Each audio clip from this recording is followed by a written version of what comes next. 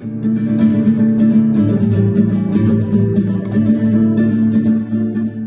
I'm so excited today to get to visit with John St. Ryan about the book Tom Dorrance, More Than a Horseman. How are you today, John? I'm doing fine. Thank you, my dear. I'm grand. Awesome. Yeah. Awesome. Well, before we jump into the second edition, take me back to the first edition and tell me the origin story because this is not a story I know. So tell me how the idea for this book came to be. Well, it really was all talking to Margaret after Tom had passed, uh, wanting to continue bringing the message out. And of course, that's been my thing all the time. And that was the start of it with Tom when we started doing the greetings video and things like that, which was a toil in itself because trying to convince him it was a good idea was really difficult. So um, we'd got a few of the DVDs, we got the True Unity audio, um, but there was so much more to bring out from Tom's way of working and his way of looking at life. That was the thing that really got to me a lot.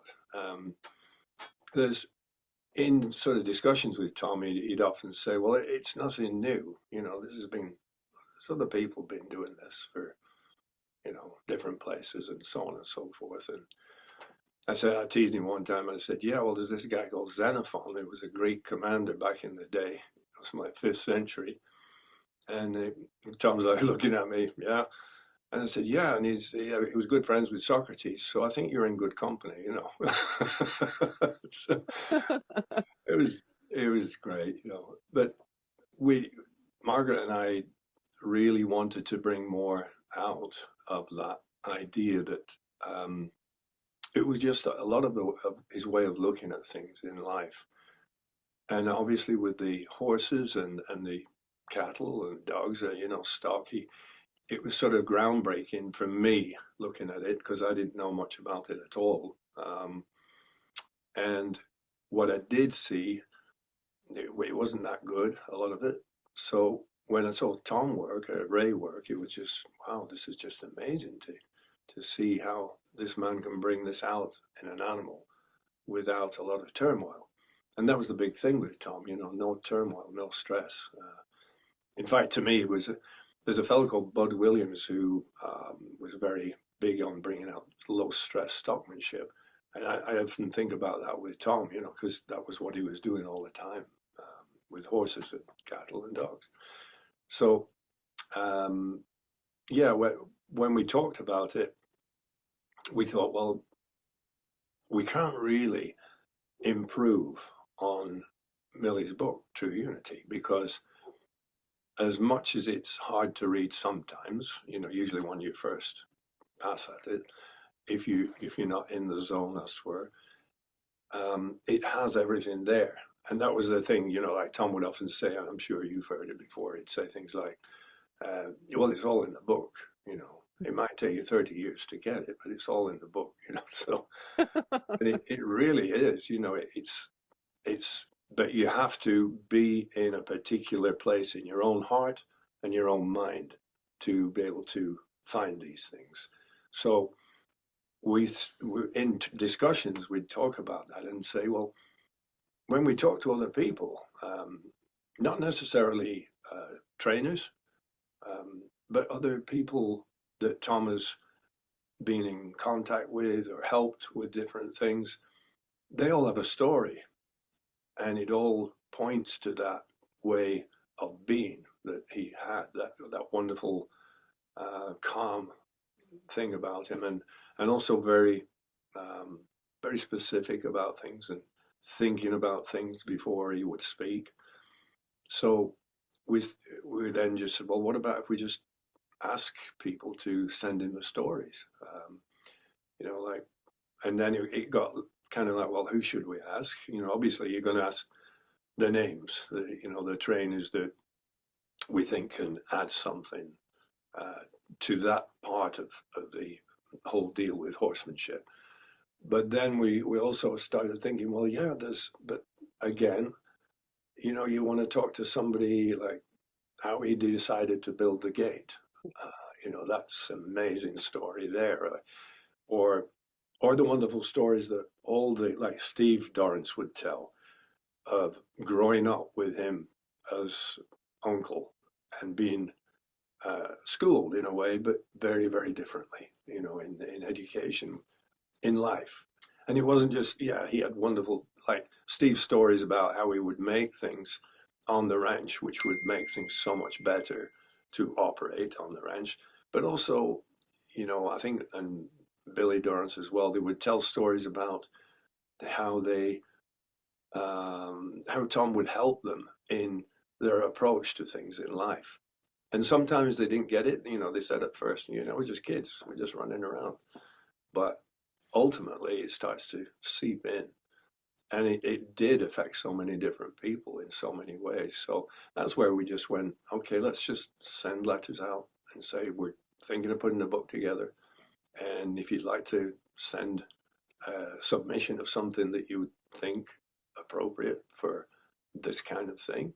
And then we just got lots of letters back. And the stories were, they were just marvelous. As soon as they started coming in, it was like, yeah, this is going to be good. This is going to really help people understand what Tom was about. So, yeah, I don't know if that Well, answers your question, yeah. Well, long-winded explanation. yeah. Well, and that's when I read the book, the first time I read it, I got it, and I think okay, well, what did this person that I know say, and what did this person that I know say? Yeah, And then going back and reading the whole book cover to cover, and yeah, it's like all the different facets start, all the stories, you sort of like get a really clear or a better picture about the whole person instead of just the one, it's an incredible piece of work with all of the different voices adding to the conversation. yeah, yeah. And then um, I always think it's so serendipitous or whatever, where you get something coming through. And I remember when we got Jim Overstreet's letter, and in it, he put the whole thing about Tom being more than a horseman.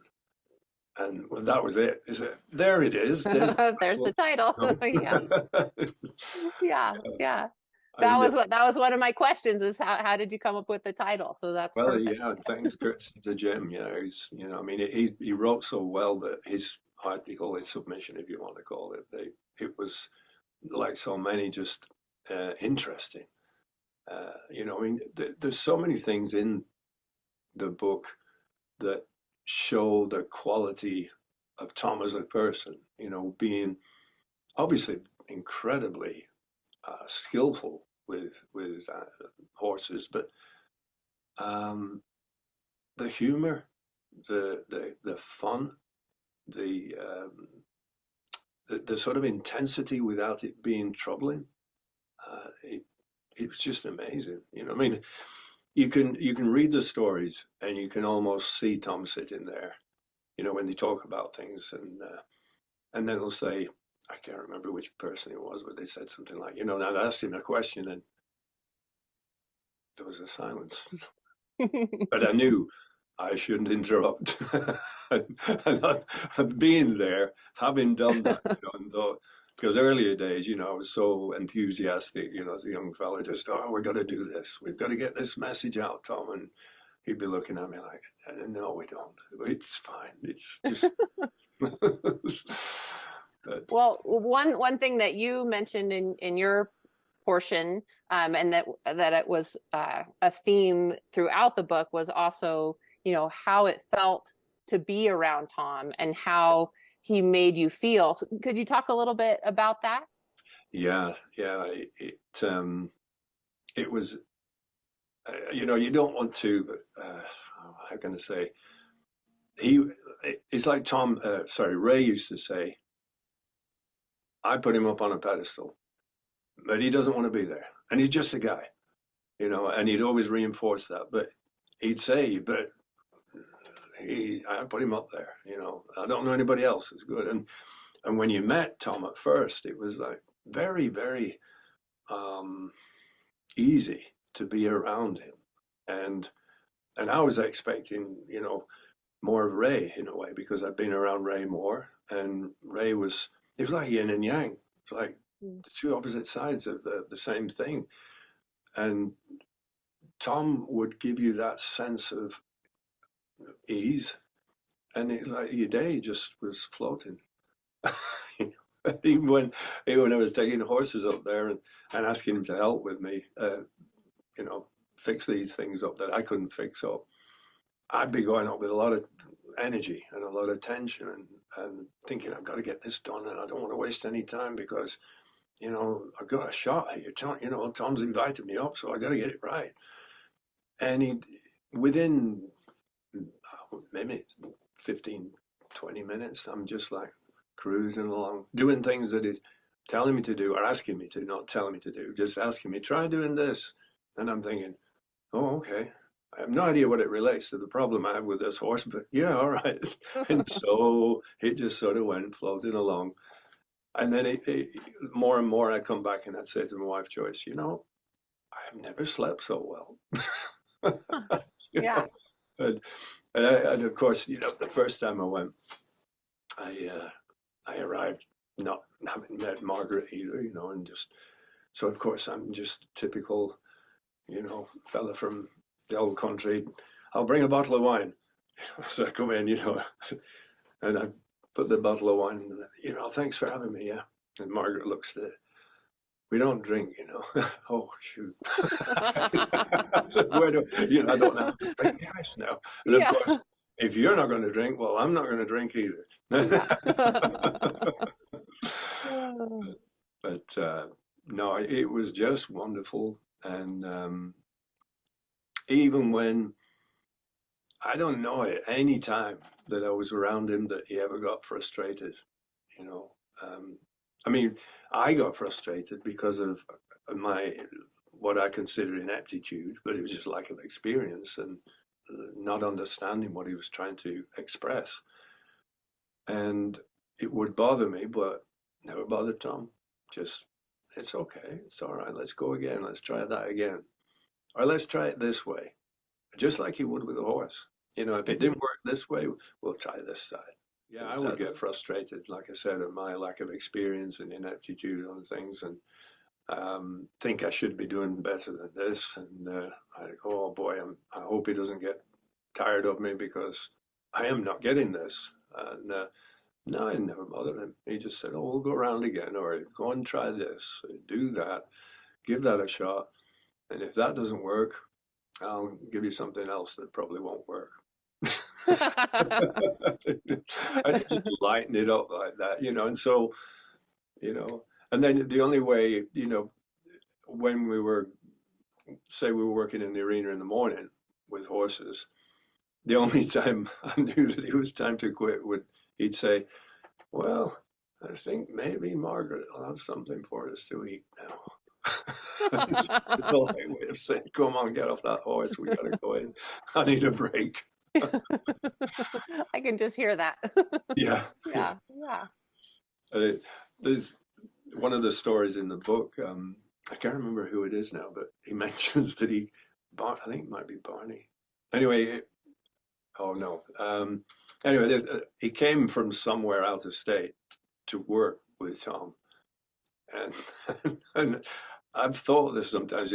Tom would send you way down the end of the big arena down there, and he'd be working down there, and he'd be sitting on the golf cart and with his feet up, and of course he never didn't have a PA system or anything. You just hear him holler at you now and again, or he'd, okay, let's visit, so you'd ride back, and you get some, okay, you'd try this and do this, that, and the other. And this fellow had said he'd come all this way out of state and he's working down at the far end and you could see Tom and he's got his feet up on the golf cart and he's kept working. And then after a bit, he thought, I'll ride up. And he rode up and he's fast asleep in the golf cart. But you couldn't be annoyed, he's like, well. No, needed a little nap. Yeah. One of the thoughts in your passages that you talked about was about being a reflection of Tom's light And I think that that is just one of the most beautiful ways to sum up. I feel like a lot of us are working in that way, but you Yeah. really articulated that so beautifully. Could you share a little bit more about that? Yeah. I think it was because of, where I came from, um, England, Ireland, riding horses, just all traditional stuff, British Horse Society things, very formal. And then being exposed to Ray first, as far as how he worked. And it was such a extraordinary experience to watch him and try and figure out what he's doing. Because usually you see people operating the horse. The rein is being this way, that way, and the legs are doing this and that. And Ray was, as I said to Joyce and my wife when I first time I saw him, I came home and I said, I think I've just seen the closest thing to a centaur because I don't know what he was doing. And so it was absolutely fascinating. So that immediately captured my enthusiasm and interest. And well, I'll tell you a funny story. This might be off topic, so you can, but we were doing the cold starting DVD for Ray, filming it, and they'd asked me to help with the production of the thing. And I'm there with the cameraman, and this was after we'd done the cold starting, and Ray was going to demo some just general work in the arena with one of the younger horses. And he's kind of going around, stopping really smoothly, really nicely. And then we're filming this, and then he come across the arena and just flying change, come across flying change, and I wait a minute, and the cameraman says, "What was that?" I said, "It's a flying change." But hang on a minute, Ray, can you do that again? What? Can you do that again? Well, all right. So he comes across and real smooth. I said, "Get closer to the cameraman, zoom in." So he zooms in, and it's just the legs and the body of Ray coming across, and I said, and Ray goes, "What's the problem?" I said, I just can't see what you're doing, Ray. You're not meant to see what I'm doing. That was like the big eye opener then, I mean, it's a long time ago. But anyway, um, that then getting introduced to Tom was just like another layer. It's like, oh, good grief. And then basically following Ray around, following Tom, and then getting involved with trying to understand it more, after reading through True Unity and trying to get a better grip of it, and then talking to Tom more. Um, it was, I think it started really when I said, well, I'm just going to record the book, just read it, and just for myself. And I did, and I thought, oh, this is helpful because when you're reading a book, sometimes you think, I'll read that bit again after, and because you're so enthusiastic about continuing to read the rest of the book, and instead of saying put it down and think about it, you'd be going through. Well, I would anyway, so because I want to read the rest of this thing. So when I recorded it, I thought, well, I can actually pause this while I'm in the car. It's a cassette back then, and just there you go. So then I'd said to Tom, I think this is a real valuable asset to have. So I'll do a proper recording, and then you can have it. And then if you want, put it out there. And the more and more I did of this, the more I kind of got thinking, I'm understanding little pieces. I need to understand more. And I want to talk to people about it. And, not just other people, other trainers or whatever, and try and get their views on it. And a lot of them were in the same idea as I was, where, yeah, we really want this, but it's not quite clear enough for us yet. We can't get that understanding yet. And then some were really quite far on, like I'd go and ride with Brian Newbert, and he's got a good handle on a lot of that, really has. So I would try and get more information from Brian, and then get kind of build this up and develop it in my own head to be able to say, I think this is where we're heading, what we're looking for. And then that just continued on, and it's just been, I don't know, it's just been a passion for me, and just to try and bring it out more, because having studied a lot of different horse disciplines, um, training systems, and so on and so forth, this is so unique in so far as it's the behavioral aspect, which was not really brought out much. It was very much mechanistic, if you will. It was always like, well, you do this and you get that, and then you get this and you do that. But it didn't take into account the needs of the horse.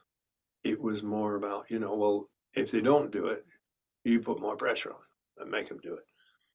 And of course, that will work up to a degree. But the connection that you had with the horse would be just very, very shallow.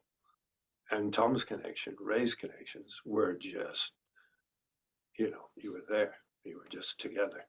So that's why I wanted to, build this up as much as I can, and I just put the word out as much as I could and let people, roll with it, do the best. Just so highlighting these things was important for me, because I just didn't want it to get lost. And I think that's why the book More Than a Horseman was so important, because it's not just one person banging on about it. It's not just me. It's not, there's like 73 other people here in this book that are, of the same mind. And they're all of a good standing, shall we say, in the eyes of others. It's not like, nobody's trying to sell anything. They're not trying to sell themselves. They're not trying to sell I don't know, a flag or a rope or usual thing, Yeah, yeah. you know. Can we go back for a moment? This is something that just like I'm really always interested about. That sort of lightning bolt moment when you saw Ray for the first time, you had a certain amount of history coming to that moment. What do you think it was that gave you that? I mean, it's like an immediate recognition. What do you think? Why did that resonate with you? I think it was such a possibly a culture clash. I mean, I'd just come from England. We just emigrated. It was '92, and I was riding horses for fun. It was just running through the fields, jumping out fence or a hedge. Run through a ditch. Wasn't working with a horse. It wasn't like in England or Ireland. There's not a whole lot you're going to do, except it's not like you're not going to use them on the dairy cattle or something like that. Yeah. The beef industry there. So that was quite a culture shock, an interesting culture one. And then again, the idea that, yeah, this actually does relate to working with another animal in partnership, which I'd never even though you should be able to do that, because now I understand, yeah, that's the whole point of why even in competition, that's what you do. You work with the animal in partnership. But back then I was more like, oh, we got to do this, we got to do that. But I never showed in England anyway. I wasn't interested in it. But seeing Ray the first time was it was just wonderful to see, because he was starting the colts. That was always the usual thing, where he'd do the colts in the morning and then the horsemanship in the afternoon. So he'd be on a horse and then he'd be moving these other horses around, and I'd never seen anything like this. It was the traditional ways. You put them on a lunge line and then you do this, that, and the other, and then when you're going to sort of start the horse. You usually have two or three people there, and you put in the saddle on, and somebody's holding the horse, and they're doing the best they can with the formalities of things. But here I'm watching Ray, and he's just like there. He's on a horse, and he's moving this other horse around, and he's reaching down, and he's petting it, and he's doing all these things, and then he gets to the flag, and I'm thinking, man, well, that's going to freak that horse. What's his own horse going to do? And his own horse doesn't care. Yeah, we're doing a job. Oh, you want me over there? I'll go over there. I'll move faster. I'll slow down. I'll hold that horse when it starts to, get a bit concerned. And that was it. That was the man working with the animal together in harmony, as Millie's book, Think Harmony. Again, it's like, it's all in these things. It's in these men, these people. They're amazing. So watching Ray like that, it was just, that was my light bulb moment. And then, after going around for a fair time, he'd always talk about Tom. There was never a clinic went by that he didn't mention Tom somewhere. And then I think at one of the clinics, Tom Johnson was there. I don't know. Tom, he was a lovely man. And he'd follow Tom around, Tom Dorrance, with a video camera. So, like, Millie would be, Millie did all the writing for True Unity, and Tom Johnson took all these wonderful video of Tom working. It wasn't great sometimes because it's just one guy doing the best he can, and he's like, you're there for 8 hours and there's a camera, but then all of a sudden the camera's gone like that. You look at the stand on the ground, and you can hear Tom going, I'm thinking, oh, I wish I could see this. I know, but it's all we have. And it's like, yeah, I'm so thankful for it. Yeah. Yeah. That's what I said, we've got it, and we can find pieces in it and then expand on it from there. So when Tom Johnson was saying, you should go and see Tom. And Ray's going, yeah, you should go and see Tom. And I'm thinking, why would Tom want to see me? And I don't know anything, And eventually, when I did pluck up the courage to call him, and he answered the phone, and he was chatting to me like friendly and not in a hurry or anything. And there were so many things I wanted to ask him and talk to him about. And then we'd discuss things. He'd tell me ideas about stuff. And I'd say, do you mind if I call you again? Well, you can call me if you want, That's why I'm asking. But, it was just, and then the first time when he invited me to come up, and he said, well, bring some horses. And then, it'd be easier, than talking over the phone. Wow, that's so cool. Yeah, it was wonderful, really was. And then Margaret was so generous, with her time and feeding me and everything else, Yeah, it was wonderful. Yeah, it's really trying to get more and more people to see and hear about Tom. And then I think it's for the better, because, you can't help but put the man on a pedestal. He was just so unique. Yeah, I don't know what else to say about him really, except more of the same. And I'm not quite sure how to ask the question, but I think, in visiting with people, and you've taught a ton of people and talked to a lot of people, and the thing that I'm so interested in why it resonates so deeply with some horse people, and other people it's like they don't even, so like what is that piece that, like, where does that lightning bolt come from? Where does that connection come from?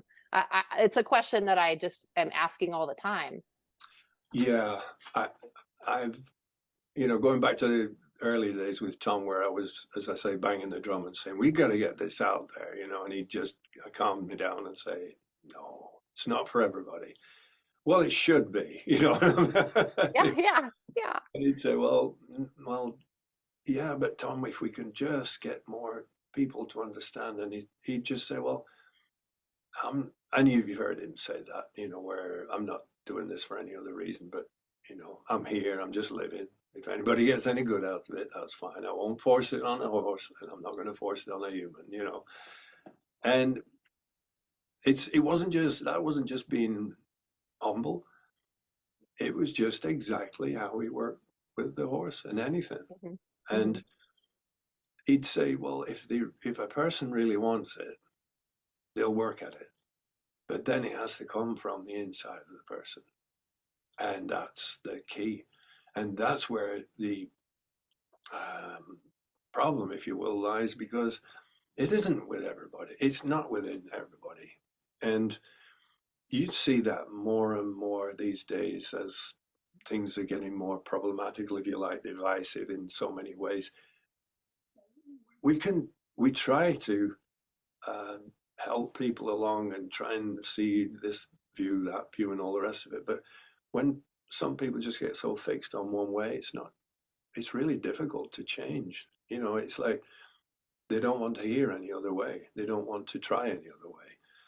And I think Millie spoke of this when she was talking about her experiences, especially I guess in the Great Basin area, where again people have been working a particular way for a long time, and it works, and they don't need to have any other look at it. And that's not for everybody in that area. It's just certain people. And I think that's the thing when I'm out and I'm teaching, I get people coming with just regular horses, not just problem horses like it used to be. It used Mhm. to be like, take it to Johnny, he does the problem horses. I'm sure we all a lot of us started off that way because that's like Ray said, that's how you make your name. You can deal with these things. But more and more people are bringing the regular horses to improve and get a Mhm. better connection. But there are still people who show up and they want it now, and they're not interested in the development. They're not interested in going back to look at something that they're missing. They just want this fixing.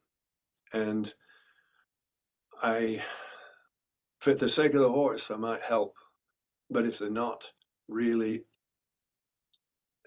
wanting to learn more and how they can fix the things themselves, then I don't want to spend a lot of time with them. I'll fix the horse just to help it through, but there's no point in me wearing myself out trying to help somebody who doesn't want to be helped. And that's not, I'm not trying to be dismissive of people, but again, it really has to come from the inside of you to want to be able to do this, because you can make things happen in life. You can get things done. You can, crash through things. You can force things through, the square peg in the round hole. It'll look ugly, but it'll get in there, that kind of thing. But at the end of the day, it doesn't really fulfill you. It's not a good feeling at the end of it. You just got it done and that's it, and you walk on. But that feeling of when you feel like you've made a connection with that horse and with that person, that's great, because you feel like, oh, I think I've helped this person to go on themselves and be able to figure these things out themselves. Because that is another thing that Tom would do so much, where he would answer your questions with a question, if you will, so Mhm. that you'd ask him, I don't know what I'm doing with this. I can't figure out how's best to do this. And he'd, well, where is this coming from? Or what do you think about trying to do this? And you'd have to think. It wouldn't like spoon feed you. You'd have to think. But like he said, when you think, you own it if it works out. And that's the joy That's of it. beautiful. Yeah, yeah. It's just great. And I want that for other people. I don't want it to be, yeah, it's great to make a living out of this, but uh, I don't want it to be absolutely reliant on me, because that's not my my job is to help them become self-reliant by figuring out, learning more about the horse so that you can then figure these little problems out yourself. I mean, I'll always help people no matter what, I mean, I don't care. They call me up or whatever. But the main thing is for them to carry on. And that's the thing with Tom, to me. That's why I keep wanting to shine that light there, because if it wasn't for him, I wouldn't be doing what I'm doing now. I'd probably be in some mansion in Hollywood. Instead, I'm kicking around in the Bummer. yeah. Well, no, it ain't. I'm happy now. I'm happy where I am. This is a little off topic, but thinking about what you're talking about with when you first met Tom and you had that enthusiasm to share, and then in the decades that have passed, how have you seen the changes? You mentioned a little bit about people not just bringing problem horses, but Yeah, with the, I mean, because I remember when I, first started back at Trail Less Traveled in the 90s, there was not as much information available about yeah. horsemanship and learning, and now there's a lot. How has that affected the students that what are the changes that you see in the people that are coming to you for help? I think in many respects it's harder for Mm-hmm. them. Mm-hmm. It's like, this is a funny analogy, but you ever go in a like tractor supply store or something, you want a bag of dog food, and you think, oh, damn, which bag should I get? It's like that. It's like you go on what is it, social media, and everybody's trying to flog something, sell you something, and you know a lot of the things that are pretty well pushed, promoted, not necessarily are the best, and it's hard for people because if you can push something. Um, I've been guilty of buying crap off social media. The first time I got an Instagram, I was in Australia. That was it. I was over there teaching, and I've got some time on my hands. Instagram. This is interesting. I've never done this before, and something comes up, and it's something to help you, sleep or something. It's one of these weird things it's an insole with wires connected. And I'm thinking, all right. So it's only $20. What the hell? So I order it. And then I ordered something else. And then about, I don't know, 2 weeks later, Joyce calls me and says, what the heck is this that you've ordered? It's like, just where has this come from?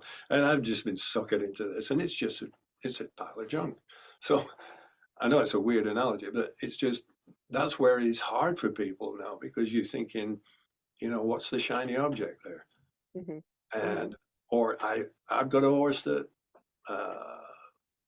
rears, or I've got a horse that's body sour, or I've got a horse that's cinchy, and then somebody wants to put up, I'll fix your horse that's cinchy, I'll fix your horse that's that, but there's nothing else in there that's they want to maybe they want to sell a program of some sort.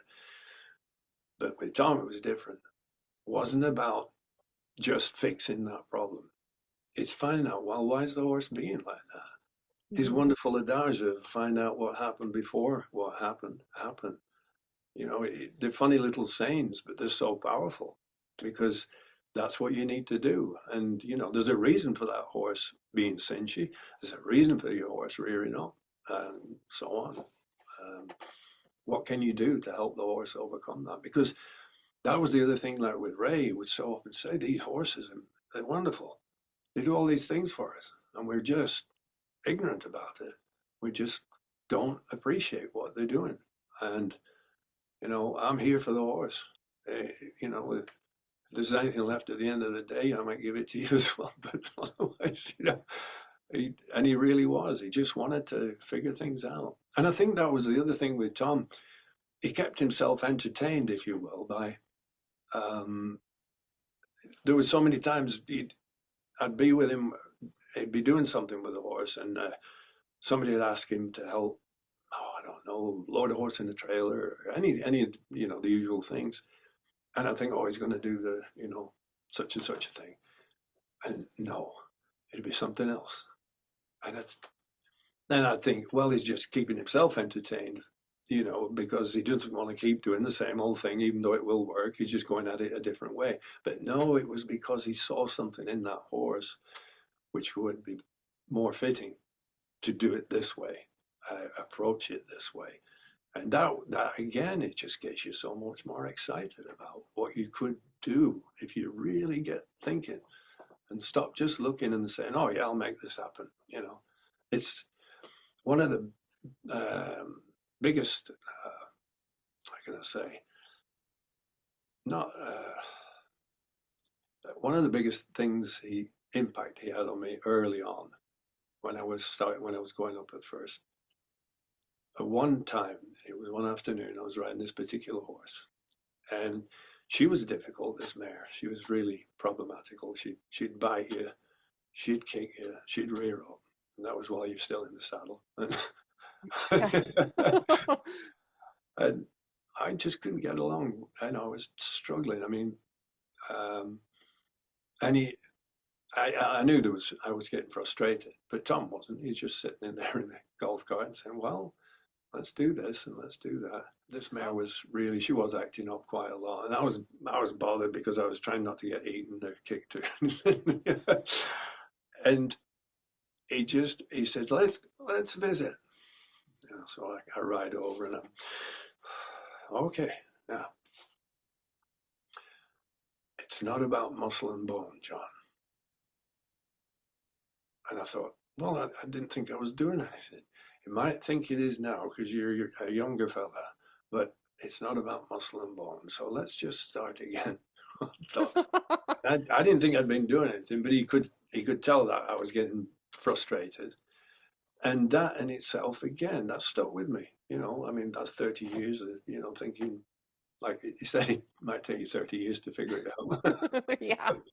But, I learned that pretty shortly after that I had to start thinking beyond that, the physical side of things. And yeah, you can make things happen, you can get things done, but at the end of the day, you really want it to be more harmonious because that's the joy.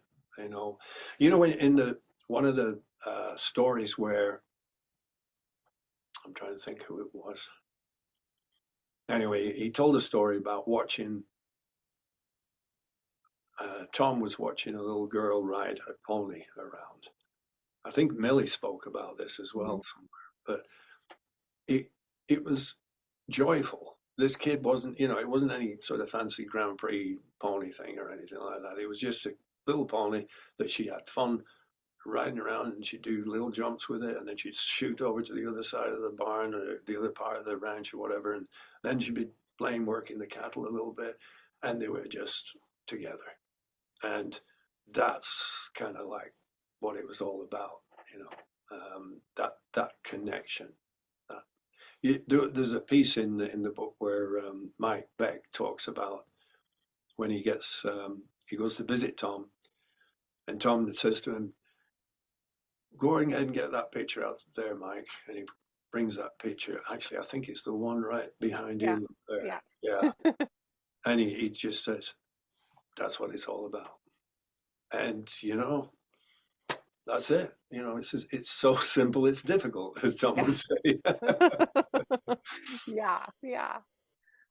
Well, is there a portion that a passage or two that you'd like to share with us from the book today? Well, I'll just flick it open because there's so many different ones. This one always got me. Rodney Flournoy had a wonderful, eloquent way of writing. He wrote as he spoke, and he told this story. I'll see if I can find this one. Oh yeah, that was it. So one time, Tom was staying here a few days late in the fall. My mother and dad had gone someplace from the home down by Likely, and I was tending their dog, Lena. She had right short hair and didn't like the cold. The dogs sleep in the basement of this house, and they come in and go out through an outside door down there. Tom and I were up here by the fire. I was about ready to go to bed, so I told Tom I had to go downstairs and cover up Lena with a blanket before I went to bed. He asked me more about it, and then he said he wanted to go along and watch. So we went down the old steep stairs. I got Lena's blanket and covered her up and tucked the blanket in around her. Tom said, "She seems to be thanking you for doing that." The next morning before breakfast, Tom said, "I want to go down and see if Lena is still covered up." He came back up and said, "She was still partly covered. She doesn't have any idea she could do that for herself." And then he said, "If I was going to stay here longer, I believe I'd make a project of helping that old dog cover herself with the blanket." I asked him how he'd do that. He said, "I'm not sure. I've thought about it some. I might take that blanket out in the yard and drag it around and try to get her to join in and take hold of it and drag it. Just getting her to take hold of it with her teeth would be pretty good. Then later I might build a low shelf around above her bed. The blanket could be laid up on it and help her learn to pull it off on top of herself." Like, that's Tom's mind. It's Yeah, amazing, you know. always thinking. Yeah. Yeah, just thinking about that dog and what he could do to make that dog's life a little easier, and also, it just makes a little fun project for him. Yeah. Wonderful. Do you want to talk at all about the people included in the second, like sort of the thought process behind the folks that were added from the first to the second? Do you want to speak to that at all? I think it was such a big miss not to have Millie in. And then the other, like, Tim McGaffick's edition. Tim's a real good friend of mine, and it's just they gave so much in a different, like Millie's was coming from that personal connection and the history that, the deep history that she had with Tom. So that's a huge addition to this new. And then, like, with Tim's just being, again, it's like Tim's same age as me, and we've been studying Tom for decades, and we both have that same idea of, like, well, it was never enough. It was, and a lot of people say that, you were around Tom, yeah. How much? How long? Not long enough. Jeez, tell you. So it's great to have those in there, and just to help people again, just get a deeper understanding. And there's some more pictures, which is great. I love the Yeah. pictures. Yeah, me too. Me too. Yeah, they keep Well, showing up. yeah. Yeah. Well, there'll have to be a third edition. Yeah. Um, well, thank you very much for taking the time to visit today. And I hope we get to visit about some other topic in the future. All right. That's All right. great. You You have take a care. great, you too, John. Have a great day. Bye. Bye-bye.